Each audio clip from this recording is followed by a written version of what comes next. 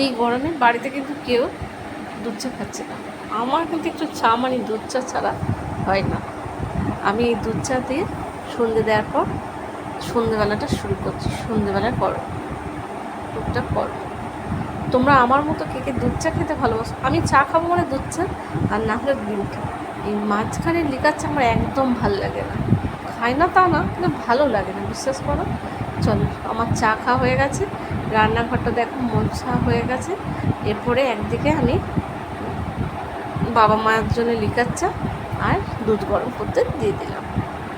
তখন ওরা খায়নি, চিনি গুঁড়োটা ফুরিয়ে গেছিলো, তাই চিনি গুঁড়িয়ে নিয়েছি। দুধটা এখনও একটু কমিয়ে দিয়েছি যাতে ভালো করে গুঁড়ো হয়, আর ভাত চাপিয়ে দিয়েছি। আমি প্রতিদিনই চেষ্টা করি কোনো না কোনো রান্না ছোটো ছোটো তোমাদেরকে শেয়ার করতে। অনেকেই সেই রান্নাগুলো জানো, খুব সহজভাবে প্রত্যেক দিনে যেগুলো খাওয়া হয় সেই রকমই কিছু রান্না দেখাই। আজকে আমি দেখাবো আলু পোস্ত। খুব তাড়াতাড়ির মধ্যে, যখন 10 মিনিটে কেউ পোস্ত করতে চাও তখন করবে। দেখো, পোস্তটা আমি মিক্সিতে গুঁড়িয়ে নিয়েছি আগে 3-4 চামচ। তারপর দেখো গুঁড়ো হয়ে গেছে। এরপরে এটাকে জল দিয়ে আমি বেটে নেব। যদি আগে শুকনো বেটে নাও তাহলে দেখবে পোস্ত বাটার পর একদম নরম, মানে একদম মোলায়েম হয়ে যাবে। আর যদি তোমরা জল দিয়ে প্রথমে বাটতে যাও তাহলে কিন্তু বাটা হবে না, তখন আবার 15 মিনিট 20 মিনিট ভিজিয়ে রাখতে হবে। তা সেটা তো সবসময় সম্ভব হয় না। এই যেমন এক্ষুনি তোমার দাদা বললো আমি একটু গরম গরম ভাত খাবো, তাই আমি তাড়াতাড়ি করে পোস্তটা করছি। তাহলে পোস্ত আমি বেটে রাখার সময় পাইনি। আলুটা ছোট্ট ছোট্ট করে কেটে আমি জল দিয়ে ভালো করে ধুয়ে নিচ্ছি, প্রথমে তাই করবে। আর সবসময় একটা প্রেশার কুকার ব্যবহার করি, যেহেতু আমাদের মা সুগারের রুগী। এবার এই আলু যদি মানে জল সেদ্ধ করে একটু জলটা ফেলে দিই তাহলে কিন্তু সুগারের রুগীদের জন্য ভালো। তোমরাও এভাবে, যাদের সুগার আছে অল্প, তারা কিন্তু খেতে পারো। যাদের হাই সুগার আছে তাদের কথা বলছি না, আমার এখনকার সুগার মায়ের হচ্ছে 140, তাহলে এটা খেতেই পারবে। প্রথমে প্রেশার কুকারে আলুগুলো দিয়ে দেবো, অল্প জল দেবো, আর 1 চামচের মতো নুন দিয়ে দেবো। এই সিটি মারতে দিয়ে দিলাম, দুটো জোরে সিটি মেরে বন্ধ করে দেবো। সেই ফাঁকে দেখো আমি পোস্তটা বেটে নিয়েছি।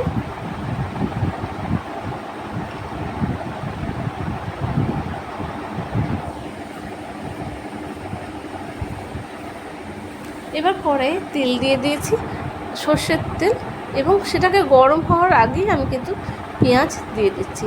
তার কারণ যেন একটা কাঁচা তেলে গন্ধ থাকে। পোস্ততে দেখি যতটা কাঁচা তেলের গন্ধ থাকবে ততই ভালো। যেহেতু পেঁয়াজের গন্ধটা একটু মেন, তাই আমি হয়তো শেষে যে তেলটা দিই সেটা দেবো না এই পোস্ততে। কেননা এমনি যখন পোস্ত করবে তখন কিন্তু মানে কাঁচা তেলটা ওপর নেওয়ার আগে অবশ্যই দেবে, তার একটা আলাদাই টেস্ট হবে পোস্তর। এবার এই যে আলুগুলো দেখো দুটো সেদ্ধ করে নিয়েছি, পোস্তটা বেটে বাটিতে রেখে দিয়েছি। দেখতেই পাচ্ছ কতটা সুন্দর বাটা হয়েছে। এরপরে ওই আলুটা সেদ্ধ করতে খুব জোর 3 মিনিট লেগেছে, আর রান্না করতে আর মানে টোটাল আমার পুরো 10 মিনিটই লাগবে। তোমরা করে দেখো।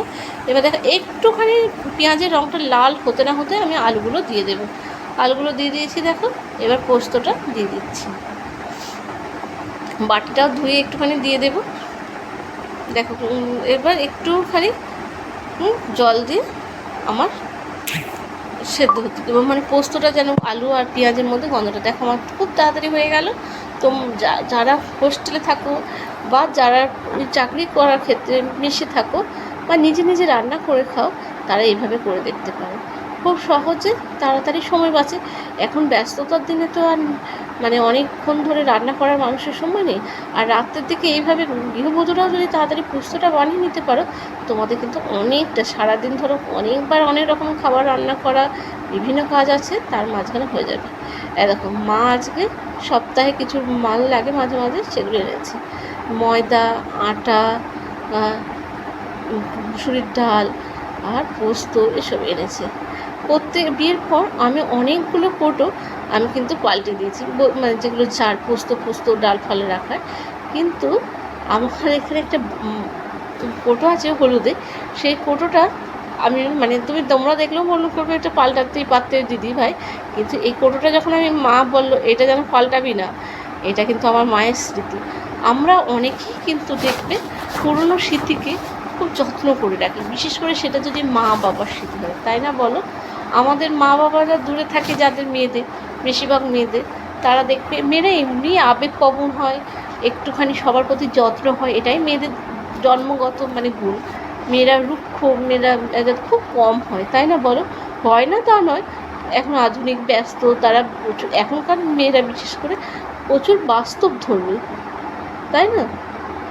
তবু এই মায়ের এই ভালোবাসাটা, মায়ের প্রতি এটা কিন্তু শ্রদ্ধা। প্রত্যেকটা ফটো কিন্তু পাল্টেছি, কিন্তু এই ঠিক ফটোটা মায়ের ছিল, মাকে দিয়েছিল বিয়ের পর, নতুন যখন সংসার করেছিল এই বাড়িতে, এবং সেটা কিন্তু খুব যত্ন করে মা রেখেছে। আমিও চেষ্টা করব এটা আমার যতদিন আছি ততদিন যত্ন করে রাখা, যাতে দিদার আশীর্বাদ আমাদের মাথার উপরে রাখে। তোমরাও এরকম কারোর স্মৃতি কীভাবে বয়ে বেড়াও সেটা আমাকে কমেন্ট বক্সে লিখতে কিন্তু ভুলবে না। চলো আজকে তাহলে সন্ধ্যের কাজগুলো তাড়াতাড়ি সেরে নিয়ে তোমাদের সঙ্গে সামনাসামনি আবার একটু গল্প করব, তাই তো বন্ধুরা? জানিও কিন্তু আমার সামনে এসে কথা বলা তোমাদের ভালো লাগছে কি লাগছে না জানাতে ভুলবে না। আর অবশ্যই যারা আমাকে ভালোবেসে দেখছো তারা একটা লাইক করবে। তোমাদের প্রত্যেকটা লাইক আমাকে মনে আনন্দ দেয়, আবার একটা নতুন ব্লগ করার সাহস দেয়, তাই না? চলো বন্ধুরা, তাহলে আবার একটুখানি সন্ধ্যাবেলায়, আজ যেহেতু 25শে বৈশাখ, একটু সেজে গুজে আসি তোমাদের সঙ্গে গল্প করতে। চলো একটু পরেই তোমাদের সঙ্গে দেখা হচ্ছে।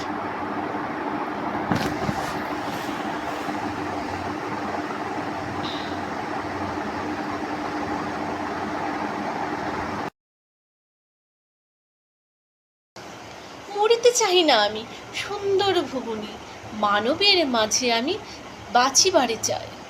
এই সহ্য করে এই পুষ্পিত কাননে, জীবন্ত হৃদয় মাঝে যদি স্থান পায়, ধরার প্রাণের খেলা চিরতরঙ্গিত, বিরহ মিলন কত হাসি অশ্রুময়, মানবের সুখে দুঃখে গাথিয়া সঙ্গীত, যদি গো রচিতে পারি অমর আলয়।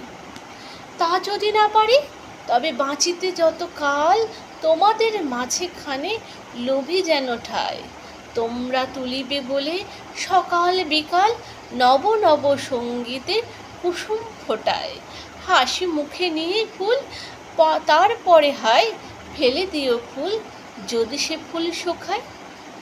নমস্কার। আজ বিশ্বকবি রবীন্দ্রনাথ ঠাকুরের জন্মদিন, আজ 25শে বৈশাখ। করি ও কোমল তার কাব্যগ্রন্থ থেকে এই কবিতাটি নেওয়া, তারই লেখা, তাকেই দিয়েছি শ্রদ্ধাঞ্জলি। সত্যি করে রবীন্দ্রনাথ ঠাকুরের সৃষ্টিতে যে কথাটি বলেছে, সত্যি তিনি মরতে চায়নি, তার রচনাতে আজীবন প্রজন্মের পর প্রজন্মের হৃদয়ে প্রেম ভালোবাসা সৃষ্টি করবে। সবার দুঃখ সুখ শোক জন্ম আনন্দতে যেন সব সময় কিছু না কিছু লিখে গেছেন, যাতে মন ভালো হয়ে যায়। বলো বন্ধুরা, বড়দের প্রণাম, ছোটদের ভালোবাসা জানিয়ে আমার এই নতুন ব্লগটি শুরু করছি। আজকে যদিও 25শে বৈশাখের সন্ধ্যাবেলা আমি এই কবিতাটা বলছি। আজকে সারাদিন তোমার দাদাভাইয়ের জ্বর এবং আমি কিছু ভিডিও করতে পারিনি, তাই সন্ধ্যাবেলায় যা যা কাজ করেছি ছোট্ট ছোট্ট করে আমি তুলে রেখেছি। তাহলে রবীন্দ্রনাথের কবিতা দিয়ে আর আমার বকবক দিয়ে আজকের ব্লগটি শেষ করছি। তোমাদের যদি এই ব্লগটি ভালো লাগে অবশ্যই একটা সাবস্ক্রাইব করো, যারা আমাকে প্রচুর ভালোবাসো তারা বন্ধুদের মধ্যে শেয়ার করো, যাতে আমার এই ছোট্ট পরিবারটি 152 জনের পরিবারটি খুব তাড়াতাড়ি 1000 জনের সাবস্ক্রাইব পায়। তোমাদের মতামতের আশায় আমি বসে রইলাম।